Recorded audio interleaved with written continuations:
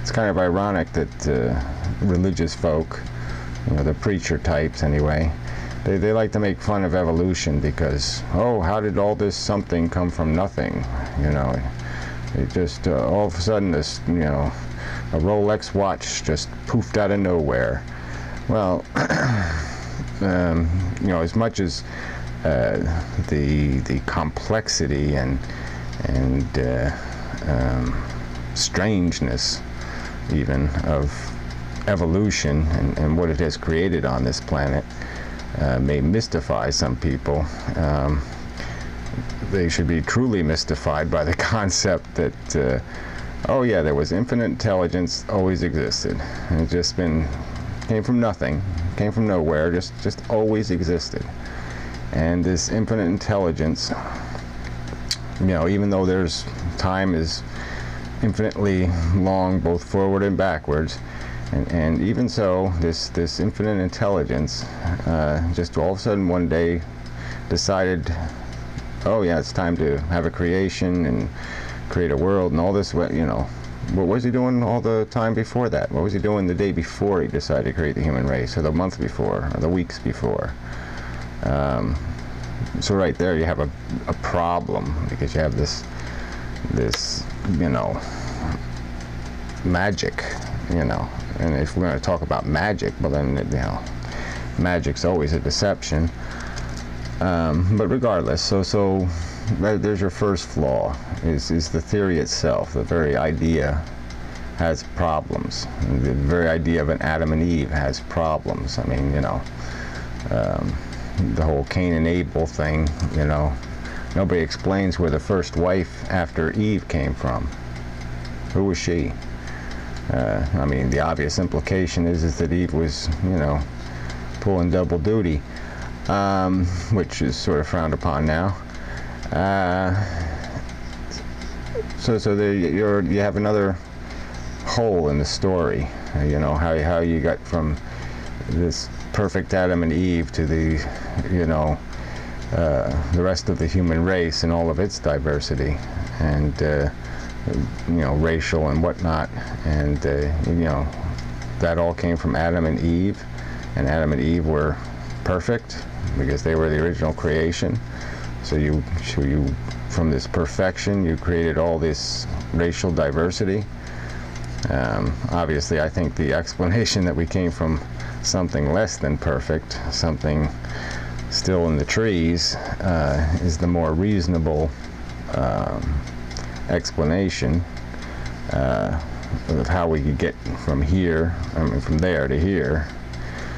And that the third argument I'll make briefly, it would be that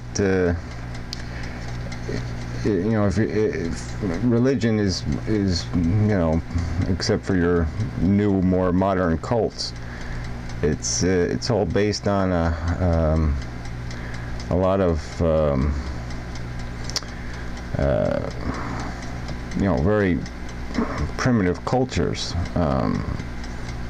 That's what the origin isn't something that was, we don't have any modern evidence of any of it. Even the stories, there's, you have a few people claiming to see Mary here and there and whatever, but I mean, generally speaking, you don't have any modern evidence of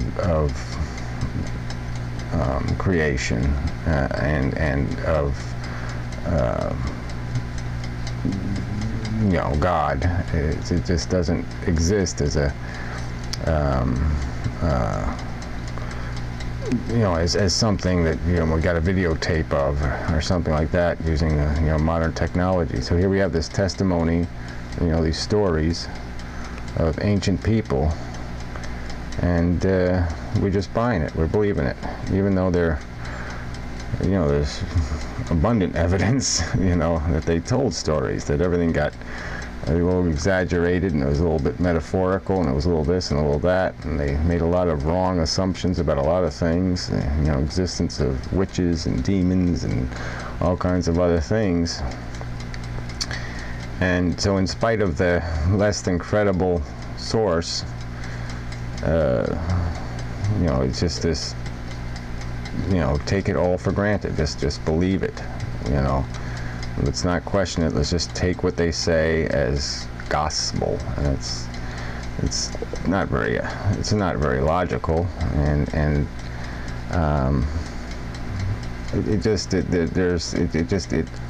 it screams almost that you're creating such a vulnerability for error, such an opportunity for error in the assumptions being made. You know, I mean, you can take little parts, even just, you know, to be specific, you know, of the Christian stories. You know, we're expected to believe that the you know, disciples had you know, Jesus gave them the power to heal the sick, to actually make, you know, bring the dead back to life. And you know, they went around and performed miracles. And then we're to believe that people who were given these gifts would betray, you know, the Savior, or whatever you want to, you know, that would give them these gifts, and because of a lack of confidence in him, or a lack of confidence in the truth he was speaking. It doesn't make any sense. It's like the Moses story, you know. I mean, the guy parts the Red Sea for you, and then in a few years you're all going back to being heathens and making gold bulls again. There's no logic to the story. I mean, people are corrupt, and people are